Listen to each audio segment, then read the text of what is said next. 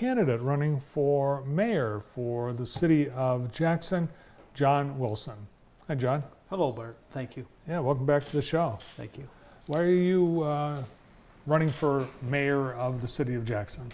Pretty much for the same reason I did 2 years ago, And that is? and that is our gang violence situation that we have going on throughout the city, excessively unaffordable water rates, and unaffordable street assessment taxes. Now, there's a couple other issues also that I'm running on that I did not run on in 21. That being the single hauler trash issue that is once again reared its ugly head at City Hall, and which needs to be buried once and for all. But again, that's being talked about again, and we'll discuss that sometime else. But as Jackson's next mayor, I will make sure that issue, I will dissuade our city council from even taking that any further and put it where it belongs, and that's in a local landfill. What's your opposition to the proposed any type of single hauler utility service like trash? It isn't needed. It's not needed. All's working out just fine. And as you're aware of, we have many independent trash haulers in the city that live in the city, that pick up trash in the city. And if a single hauler trash system were to be in place, run out of City Hall, those independent contractors would be out of a job. And everything that they have worked for, that they've taken risk for, is gone. All because City Hall would like to dictate to the citizens on how they are supposed to dispose of their trash. Let's talk about your three main reasons for running and the issues. The problem one, gang violence. What do you see? What's the problem? What's the solution? Well, we have a very serious problem with street gangs. These street gangs are in the city, illegally operating out of their city, out of the city, and these street gangs aren't just from Jackson, Bart. These street gangs are from also outside of Jackson. They come into Jackson to sell their illegal drugs and their illegal stolen weapons. Now, when these gangs are competing against another gang, what's going to be the result of that? Gunfire. And that's what we are experiencing here in the city. Whether it's north side, south side, east side, west side, all parts of the city are experiencing this. And it's not that these gangs are going around shooting at you or I. These gangs are going around shooting at each other. But sometimes those bullets can end up elsewhere. Thankfully, so far, we haven't had an innocent person hit by a stray bullet. But houses have been hit, vehicles have been hit. And fortunately also, the various gang members shooting at each other are bad shots. So there isn't many bullets to bodies or homicides as a result of this, but the fact remains that these street gangs are going around the city, chasing each other, shooting their, again, guns at each other. So as mayor, how would you solve this problem? Well, my opponent has taken a soft approach to this. And 2 years ago when I sat in this chair, it was the same thing. That time I'd spoken with the city police chief and the sheriff, and they informed me that this is a serious issue. My approach would be an arrest, a charge, a conviction, and jail. And once these gang members are taken off the streets, then we can send in a social worker and efforts of rehabilitation can commence. And once they are released, and they will be released, we want them to be a law-abiding citizen. They could be our neighbors, they could be employed throughout the city, but that would be the goal, of course. And they all deserve a second chance, and even a third chance. I'm a believer in that. But the rule of law matters, and the rule of law should matter to anyone there at City Hall. Instead, they have spent $1.2 million on the gun violence intervention program, or excuse me, group violence intervention program. $1.2 million has been spent on that. And what has that resulted in so far? Only an increase in these street gangs. So how would you, you would use, so you arrest these people, try these people, jail these people. Which of these areas would you beef up and how would you do that? Well, you would have to do it with more police presence. Mm-hmm. And right now we have 33 patrol officers working out of the Jackson Police Department. And that's down, of course, from back in the 70s and 80s when we had about 50. Mm-hmm. We're not going to have that again.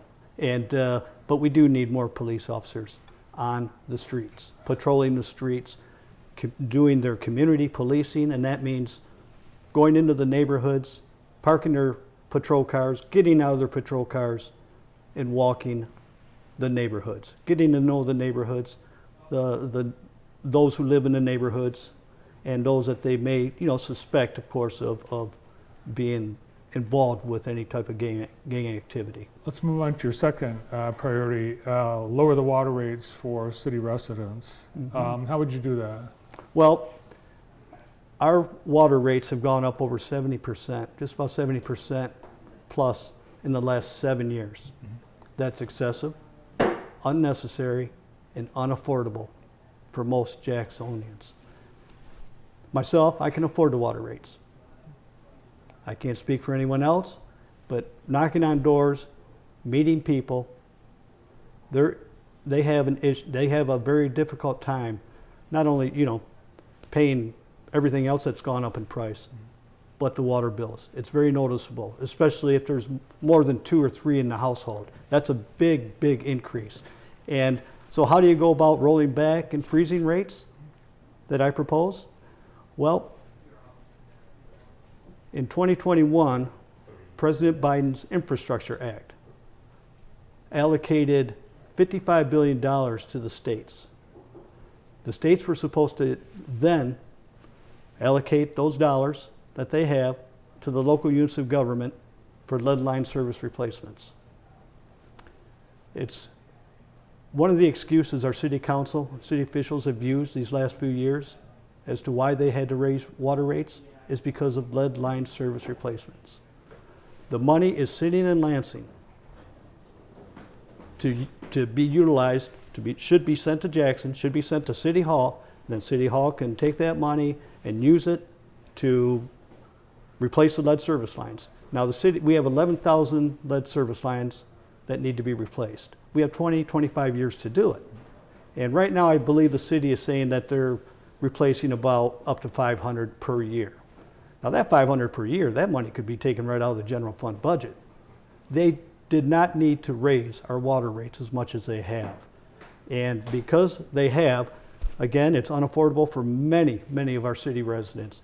And again, Lansing has the money to send to Jackson, and then Jackson can use it to offset the cost of water rates. Thereby, as Jackson's next mayor, I would propose to the city council that they roll back our rates to 2020 levels and then freeze rates for 2 years. It can be done. City Hall has the money right now to do so, and they'll even have more money once Lansing does deliver the money that they're supposed to deliver. How would you get the money from Lansing? Oh, I would get on the phone with our state representative, and also our state senator, and say, where's our money? Where's our money owed to us? Detroit's received it. The little village of Kingsley, Michigan, up there in Grand Traverse County, they had their lead service lines all replaced. How? Because their state rep got them the money from Lansing to do so. All right, let's find out a little bit about you. Tell us about your background, your family, your outside interests. Okay, well, I'm born and raised here in the city of Jackson, and I'm not married, no children. I'm retired from the Michigan Department of Corrections, and I've held many different positions with the department.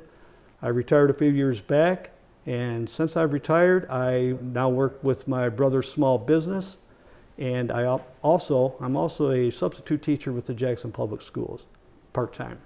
Tell us a little bit about your community involvement, any community service that you're involved in. Oh, I've volunteered for, different types of events. I've not held elected office. I've run for elected office before. I've yet to be given the majority of votes to sit as an elected official, but it doesn't keep me from trying. And I wouldn't be sitting here today if I didn't have disagreements with how I feel City Hall has misspent our money, and in the meantime also by raising water rates excessively, street assessment taxes, property taxes.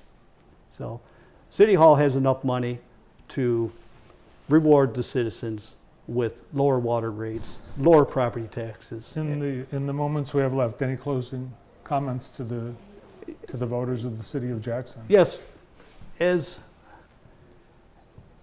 a proud Jacksonian who was born and raised in the city, I have an unwavering passion and belief that Jackson can do much better. And it all starts in our neighborhoods. For too long now, City Hall has focused on downtown development. Downtown has developed nicely. We have a nice downtown, shiny and new and lots of fun.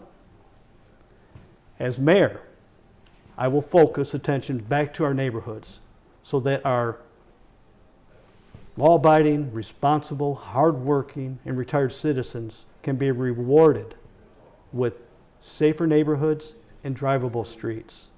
All right. We appreciate you coming in, John. Okay, thank you, Bart. I appreciate it. Good luck. Thank you, sir. Candidate for the mayor of the city of Jackson, John Wilson.